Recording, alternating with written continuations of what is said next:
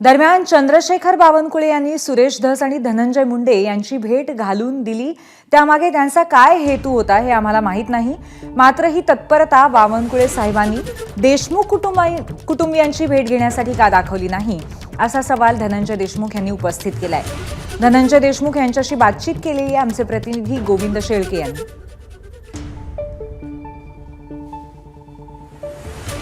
धनंजय देशमुख माझ्यासोबत आहेत।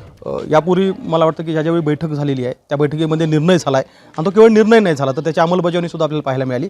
आता नागरिक एकत्रित काय येत आहेत? आरोपी हे भर चौकातून पाठीमागं पोलीस होते, पुढून पोलीस होते, तिथून ज्या मार्गाने पळून गेले, खोटं सांगण्यात आलं पोलिसांकडून की तिथं जंगल आहे। वाशीला कुठलं जंगल आहे?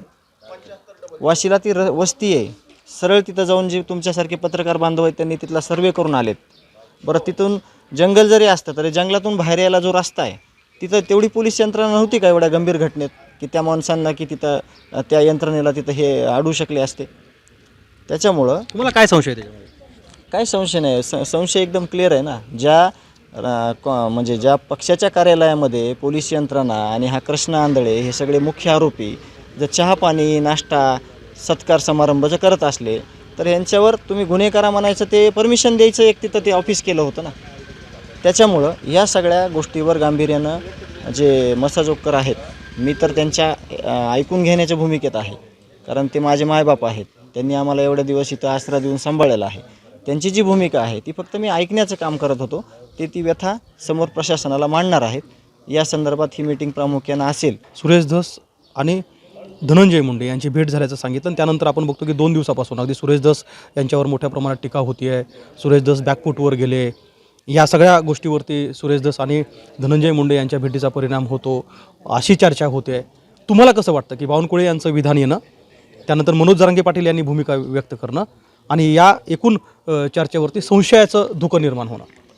आमची जी भावना आहे, आमचा जो विचार आहे तो असा आहे की ही भेट जी काय प्रकरणात काय होईल का ह्याच्यापेक्षा जे कुटुंब पीडित आहे, जे गाव सगळं दुःखात आहे 70 दिवसापासून, या भेटीला त्यांनी जास्त महत्त्व द्यायला पाहिजे होतं बावनकुळे साहेबांनी। सगळ्यात महत्त्वाचा विषय हा। म्हणून गावकऱ्यांच्या भावना ह्या इतक्या दुखावल्या गेलेल्या आहेत की जो माणूस BJPचं प्रामुख्यानं काम करतो, जो बूथप्रमुख आहे, त्या बूथप्रमुखाच्या भेटीपेक्षा ह्यांना सेटलमेंटची किंवा काय त्यांच्या डोक्यात आहे ते आपल्याला त्याच्याबद्दल बोलायचं नाही, पण ती भेट महत्त्वाची घेणं ठरलं। या संदर्भातच हे मिटिंगचं आयोजन झालेलं असावं आणि तपासासंदर्भात जो समाज आहे, जे गाव आहे, जे कुटुंबीय आहे, हे कुठंही कमी पडणार नाही। कुठलंही टोकाचं पाऊल उचलायची जरी वेळ आली तरी उचलणार आहे आणि तुम्ही वेळोवेळी बघितलेलं आहे आणि मी देखील काल बोललो आहे। ह्याच्यातून जर कोणी सुटण्याचा प्रयत्न केला, सोडण्याचा प्रयत्न केला तर देशमुख कुटुंबीय हे टोकाचं पाऊल उचलेल आणि याला सर्वस्वी जबाबदार ही सगळी यंत्रणा असेल, हे सगळं प्रशासन असेल। ABP माझा, उघडा डोळे बघा नीट।